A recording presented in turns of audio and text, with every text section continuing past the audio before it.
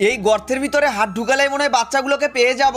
ওইভাবে হবে না, এটা দিয়ে গর্তটা আরেকটু খুঁড়ে নাও। গর্ত করা হয়ে গেছে, এবারে হাত ঢুকে দেই। পিঙ্কুর মা, বাচ্চা মনে হয় পেয়ে গেছি। এই যে দেখো দেখো।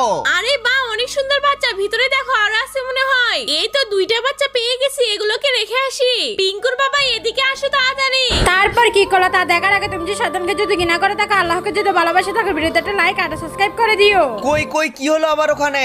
এখানে একটা খরগোশ বসে আছে, ধরতে হবে। এই তো ধরে ফেলেছি। আরে যাই, এ তো মারা গিয়েছে। এগুলো তো মনে হয় এই খরগোশের বাচ্চা। তাহলে চলো আমরাও সবগুলো বাচ্চাকে বের করে বাড়িতে নিয়ে যাই। বাপরে, একে একে তো অনেকগুলো বাচ্চা বের হয়ে আসলো পিঙ্কুর বাবা। এই তো লাইন করে শুয়ে রাখছি, এদের মনে হয় ক্ষুধা লেগেছে, একটু পাতা খেতে দেই। আরে যা, এরা তো মুখ খুলে পাতাই খাচ্ছে না। এখন কি করবো পিঙ্কুর বাবা?